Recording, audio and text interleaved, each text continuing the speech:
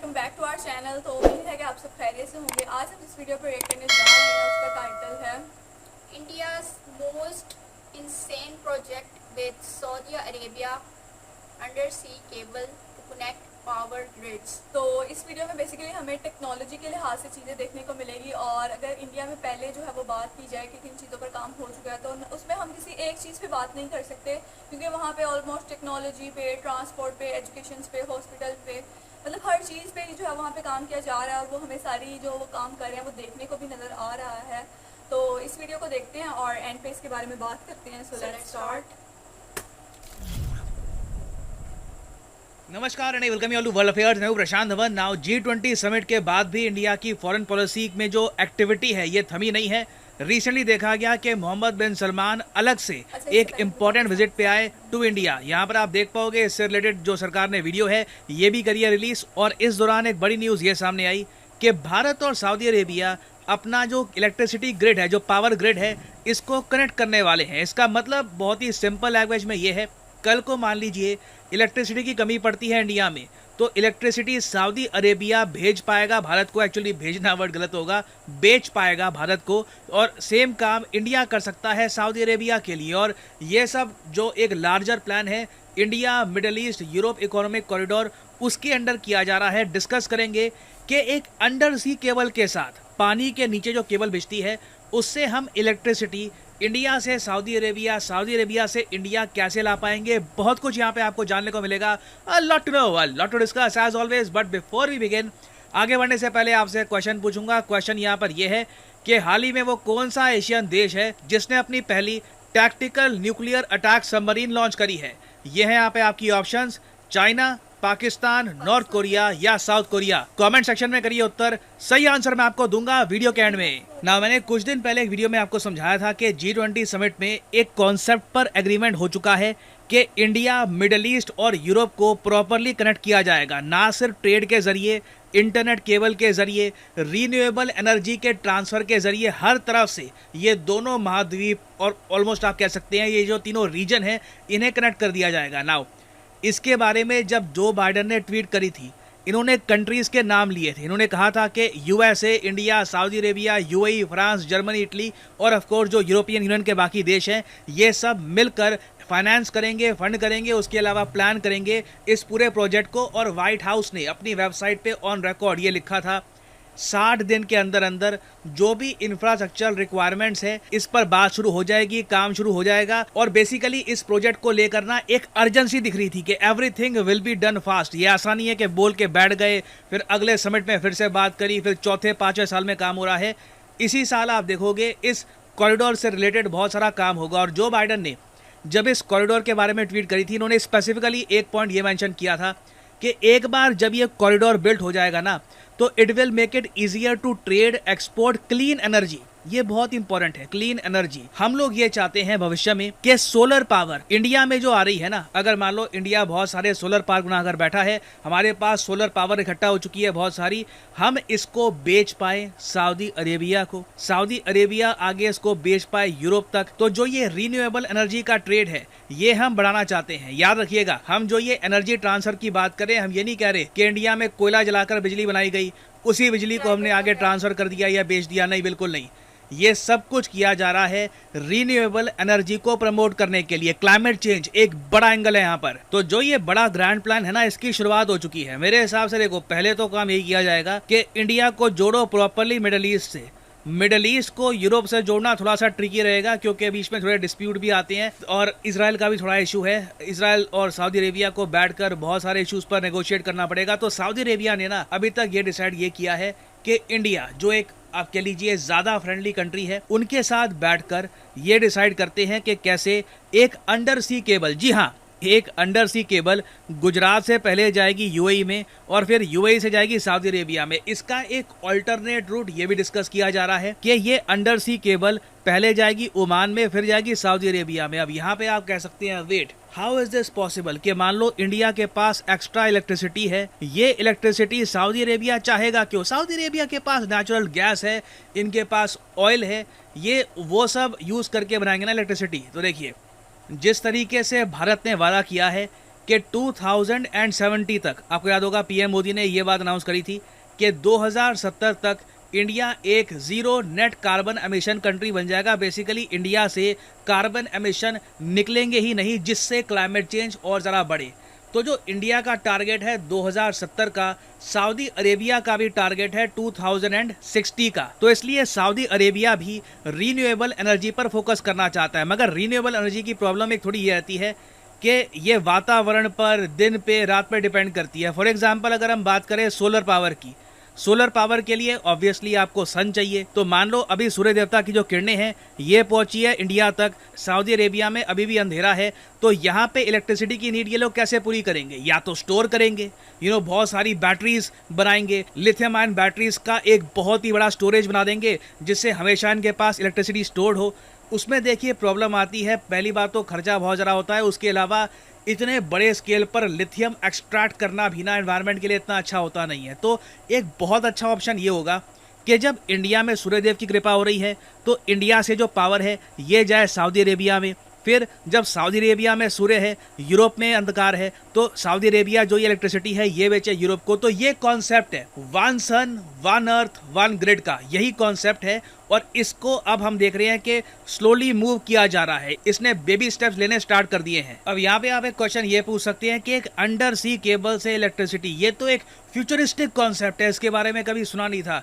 Well, ये हो चुका है बहुत बार, बहुत कॉमन है, यूरोप में बहुत कॉमन है, इंडिया भी ये कर चुका है अपने ही देश में काफ़ी बार। एक एग्जाम्पल देता हूँ, वैसे आपको एग्जाम्पल बहुत सारे दे सकता हूँ, एक छोटा सा एग्जाम्पल दे रहा हूँ एलिफेंटा टापू का। अगर आप यहाँ पे देखोगे, ये है हमारा प्यारा भारत और मुंबई के पास में आपको एक टापू दिखेगा छोटा सा, ये ज़रा आप देख पाओगे, ये है जी आपका टापू, इसको कहते हैं एलिफेंटा आइलैंड। आज़ादी के 70 साल बाद भी ना यहाँ पर इलेक्ट्रिसिटी की प्रॉपर सप्लाई थी नहीं, तो इन दी एंड क्या किया गया, एक अंडर सी पावर केबल बिछाई गई करीब 7.5 किलोमीटर्स की। जी हाँ, ये लॉन्गेस्ट अंडर सी पावर केबल थी और इससे एलिफेंटा आइलैंड को प्रॉपरली इलेक्ट्रिसिटी प्रोवाइड करी गई। तो ये कोई बहुत निराला कॉन्सेप्ट नहीं है, 2018 में हम लोग कर चुके हैं, उससे पहले 2017 में आप जाओगे ना तो यूरोप के कई देश हैं ये बड़ी बड़ी इस टाइप की जो पावर केबल्स है ये बना चुके हैं। ये ऑफ कोर्स वेरियस टाइप की पावर को आपस में ट्रांसफ़र करने के लिए, ट्रेड करने के लिए इस्तेमाल करते हैं। ज़रूरी नहीं है कि सिर्फ हम सोलर पावर की बात कर रहे हैं, हम यहाँ पर बात कर सकते हैं विंड एनर्जी की, हम यहाँ पे बात कर सकते हैं हाइड्रो एनर्जी की। ठीक है, आपके पास हाइड्रो इलेक्ट्रिसिटी है, आप बेचना चाहते हैं तो इस पावर केबल से बेच सकते हैं। ऑब्वियसली एक बहुत ही बेसिक बात यह है कि जितना दूर होगा ना वो देश जिसको आपको बेचनी है ये पावर, उतनी पावर केबल में थोड़ी बहुत लूज हो जाएगी, थोड़ा बहुत आप खोदोगे उस पावर को। ये अभी के लिए एक नेगेटिव पॉइंट है, बट जैसे जैसे टेक्नोलॉजी डेवलप कर रही है इस डिसएडवांटेज को भी खत्म करने की कोशिश की जा रही है। तो इंडिया और सऊदी अरेबिया के बीच में जो अंडर सी केबल बिछेगी इट विल बी मैसिव। कई इस पर रिपोर्ट्स पब्लिश हुई हैं, कई आर्टिकल्स पब्लिश हुए हैं, वो लोग कह रहे हैं कि 1600 किलोमीटर लंबी हमें अंडर वाटर केबल चाहिए होगी एटलीस्ट। मेरे हिसाब से सबसे बढ़िया रूट यही होगा, ओमान तक ले जाओ पहले केबल, ओमान से सऊदी अरेबिया छोटा पड़ेगा बट यू नेवर नो, हो सकता है कि ये केबल पहले UAE से कनेक्ट की जाए और फिर जाइए सऊदी अरेबिया में। तो इससे रिलेटेड अभी डिटेल्स आनी बाकी हैं कि होगा यहाँ पर क्या, बट अभी के लिए एक बेसिक अंडरस्टैंडिंग दोनों कंट्रीज़ के बीच में डेवलप की जा चुकी है। अब दोनों कंट्रीज की गवर्नमेंट आपस में डिस्कस करेंगी कि इसकी कॉस्ट क्या आएगी, किस कंपनी को इसका टेंडर दिया जाएगा, ये कब तक बनेगा, डेडलाइन क्या होगी इसकी। तो इस पे इन द फ्यूचर आप देखोगे बहुत सी डेवलपमेंट्स आने वाली है।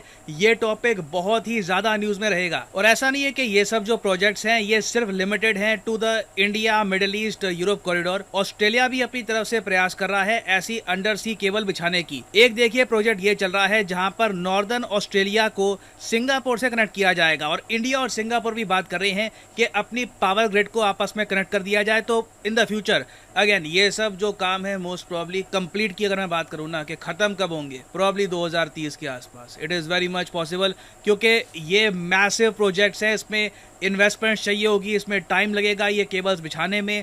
So this will be difficult. मगर एक बार जब ये सब कंप्लीट हो जाएगा तो आप देखोगे यूरोप से लेकर ऑस्ट्रेलिया तक ना आप रीन्यूएबल पावर का ट्रेड कर पाओगे। It will be almost game changing. वैसे मैं आपको बता दूं ये सब इंडिया में ना, एटलीस्ट मैं कहूँगा साउथ एशिया में हम पहले भी कर सकते थे। 2008 में इंडिया ने श्रीलंका को एक प्रस्ताव दिया था कि जी पावर ग्रिड जो है ना इसको हम कनेक्ट करते हैं, मगर उस टाइम कॉस्ट देखकर, वेरियस और एस्पेक्ट्स को देखकर श्रीलंका डर गया। श्रीलंका ने इस प्रोजेक्ट से खुद को पुल आउट कर लिया। अभी रिसेंटली इंडिया श्रीलंका ने भी फिर से बातचीत शुरू कर दी है कि 2030 तक, जी हाँ इस केस में भी 2030 तक हम दोनों की पावर ग्रिड को प्रॉपरली कनेक्ट कर देंगे। तो अगेन ये जो प्रोसेस है इट इज इनएविटेबल, ये होना ही है। और इससे आप देखोगे इंडिया की जो नीड है, इंडिया की जो इंपॉर्टेंस है रीजन में बहुत ज़्यादा बढ़ जाएगी, क्योंकि रीन्यूएबल सेक्टर में ना इंडिया से बड़ा एनर्जी प्रोवाइडर शायद ही इस रीजन में इस वीडियो में जैसे उन्होंने बात की कि किस तरह फ्यूचर प्लान्स को लेकर इंडिया जो है वो इन्वेस्टमेंट कर रहा है और दूसरी कंट्रीज़ के साथ मुआहदे कर रहा है, उसमें यूएई, सऊदी अरेबिया और इस तरह की और कंट्रीज़ ओमान हो गई कि जो पावर सेक्टर से लेकर रिलेटेड काम होगा, अंडर सी एक केबल बिछाई जाएगी जिससे फ्यूचर में अगर इंडिया में इलेक्ट्रिसिटी कम पड़ती है तो दूसरे ममालिक से इलेक्ट्रिसिटी इंडिया में आ सकती है और इंडिया से दूसरे ममालिक में जा सकती है और इसके पैसे वो देंगे, यानी कि ये बेच सकते हैं एक दूसरे को चीज़ें। और इंडिया चाहता भी है कि वो फ्यूचर में सोलर एनर्जी से ये काम करे, क्योंकि इंडिया चाह रहा है कि वो कोयला जलाकर या फॉसिल फ्यूल्स और इस तरह की चीज़ों से जिससे क्लाइमेट में काफ़ी जो है बुरा इम्पैक्ट पड़ता है, इन चीज़ों को रिड्यूस करे और क्लाइमेट फ्रेंडली और ह्यूमन फ्रेंडली एनर्जी प्रोवाइड करे। तो इस वीडियो में जो मुझे सबसे अच्छी चीज़ लगी वो यही क्लाइमेट चेंज के हवाले से लगी कि जिस तरह उन्होंने बताया कि कार्बन एमिशन को जो है वो कंट्रोल किया जाएगा, क्योंकि नो डाउट ये जितनी भी तरह की गैसेज हैं ये ह्यूमन हेल्थ के लिए जो है वो काफ़ी ज़्यादा डेंजरस हैं। और इसमें अगर हम हिसाब बनाएं तो एक तो ये कि हेल्थ वाइज इशू आएंगे, दूसरा हमारे पास जो है वो मेडिकल फैसिलिटीज़ की ज़्यादा ज़रूरत होगी, तीसरा ये कि हमारे पास मेडिकल मशीनरीज हो गई और जितना मेडिकल स्टाफ हो गया वो चीज़ें ज़्यादा इस्तेमाल होंगी, जिसकी वजह से जो है वो ओवरऑल जो एक बजट होता है पूरे मुल्क का उसके ऊपर भी इफेक्ट होगा।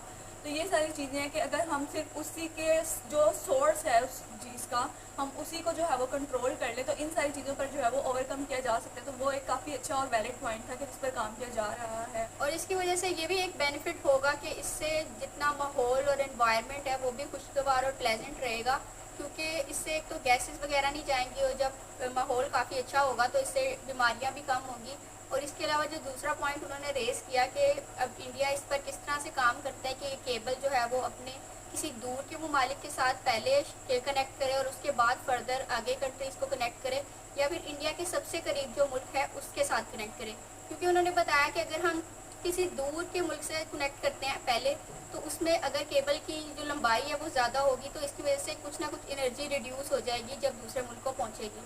लेकिन वो चाह रहे हैं कि जिस तरह उनको बेनिफिशियल लगता है वो उस तरह ही करेंगे और फ्यूचर में हो सकता है कि इस पर भी काम किया जाए कि जो डिसएडवांटेजेस हो रहे हैं, एनर्जी लॉस हो रहा है केबल की लंबाई की वजह से, उस पर भी काम किया जाए और शायद फ्यूचर में वो पॉसिबल ना हो। और दूसरा अगर सोलर पावर के लिहाज से बात की जाए कि जिस तरह इस चीज़ पर काम किया जा रहा है तो इसके भी काफ़ी ज़्यादा बेनिफिट्स हैं। तो ये कि आप जो है वो दूसरे आपको रिसोर्सेज आपके कम हो जाएंगे, आपको इतनी ज़्यादा जो है वो हैवी मशीनरी वगैरह इलेक्ट्रिसिटी प्रोड्यूस करने के लिए ये नहीं इस्तेमाल करनी पड़ेगी। और ये एक नेचुरल रिसोर्स है कि सूरज के ज़रिए जो है वो आप अपनी जो है रिक्वायरमेंट्स को पूरा करें। और ये एक रीन्यूएबल भी रिसोर्स है जो कि ख़त्म नहीं हो रहा, जबकि हम अगर दूसरे रिसोर्सेज देखते हैं वो वक्त के साथ साथ आहिस्ता आहिस्ता ख़त्म होते जा रहे हैं, क्योंकि इंडिया इस तरह की चीज़ों पे काम कर रहा है जो फ्यूचर में ना तो ख़त्म होंगी और इन्वायरमेंट फ्रेंडली भी होंगी। तो काफ़ी अच्छा लगता है इन वीडियोस को देखकर कि इंडिया कितने अच्छे स्टेप्स ले रहा है। बाकी इस हवाले से जो भी इन्फॉर्मेशन है वो आप हमारे साथ शेयर कर सकते हैं। अगर आपको वीडियोस पसंद आई तो don't forget to give a like and subscribe to our channel. तो मिलते हैं नेक्स्ट वीडियो में, अपना ख्याल रखिएगा।